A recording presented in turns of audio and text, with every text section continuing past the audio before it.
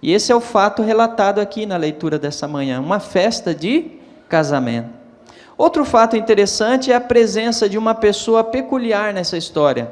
Não só Jesus, os discípulos, mas a história trata sobre a mãe de Jesus. Nós não encontramos o nome de Maria aqui, mas por várias vezes fala sobre a mãe de Jesus, e a gente sabe quem é a mãe de Jesus. Maria estava ali presente, e um fato bem interessante para a gente citar sobre essa parte da história, é que Maria tinha mais ou menos 2 meses que não via Jesus, e eu fico imaginando que aquela mãe estava com saudades.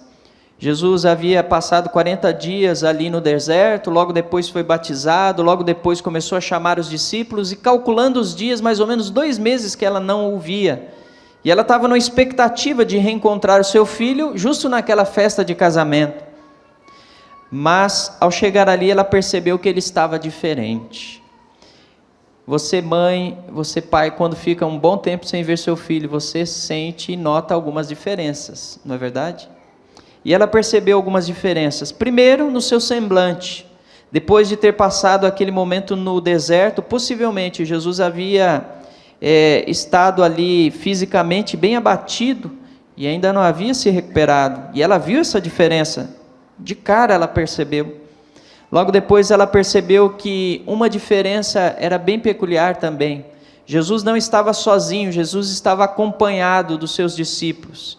E ali ela percebeu que havia um grupo, 5 deles, que estavam pertinho de Jesus e estavam o chamando, tratando de mestre.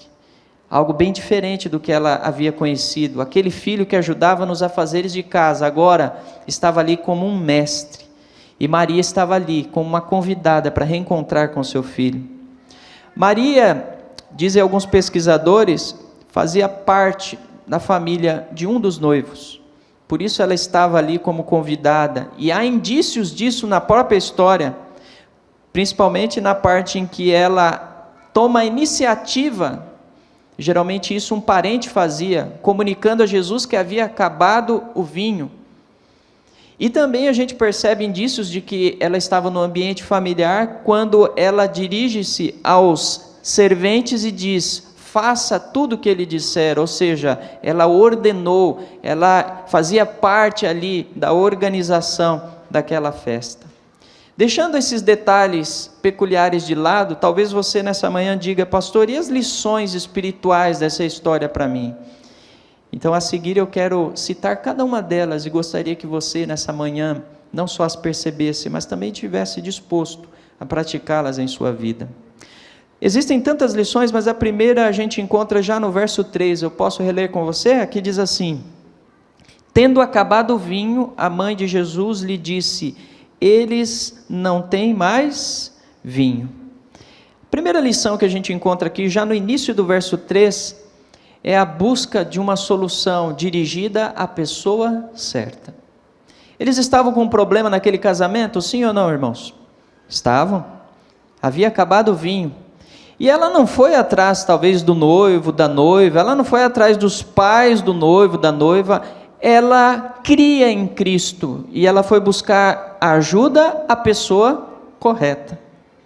Pergunto a você, nesta manhã, você tem ido a Cristo para buscar ajuda e solução aos seus problemas?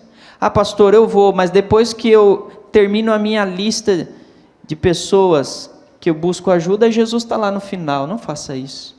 Jesus tem que ser sempre o primeiro a ser consultado. Jesus tem que ser sempre o primeiro a ser buscado na solução e resolução dos seus problemas. Talvez nessa manhã você tenha enfrentado, ou tenha enfrentado uma luta muito grande.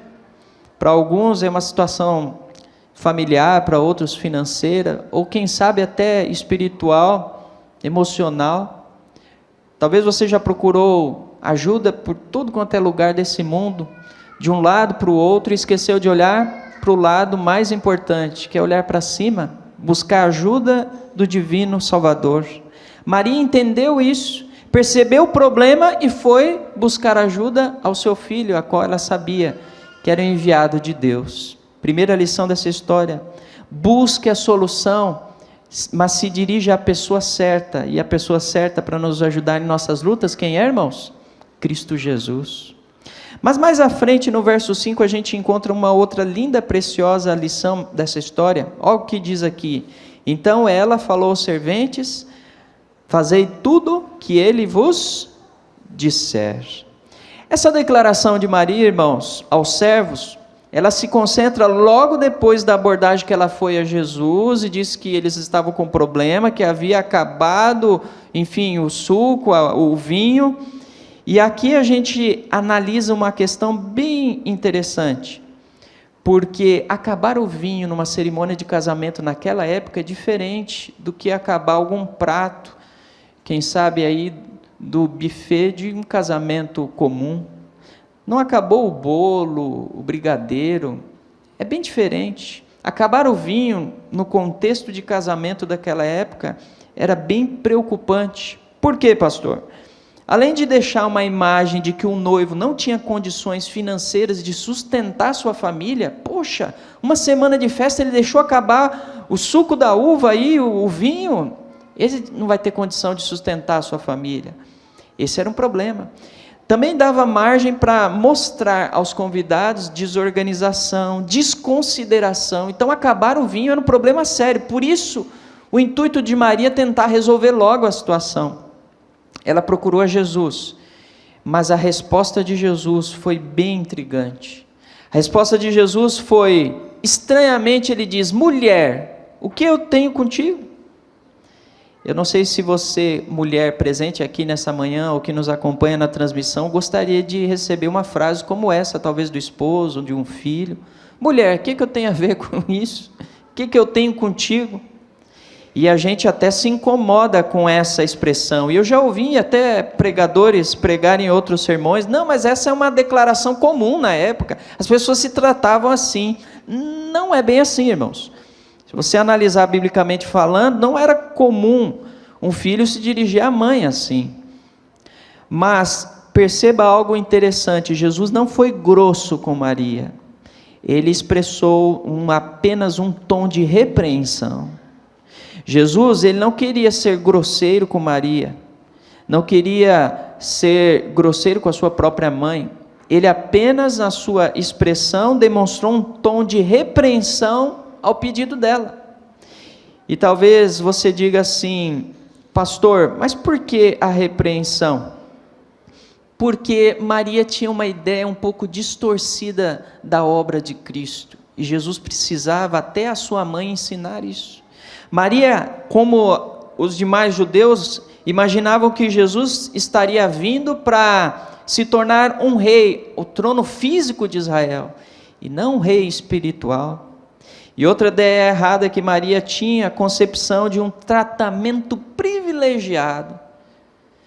E Jesus queria deixar bem claro para ela, de que esse privilégio de mãe não daria a ela favores.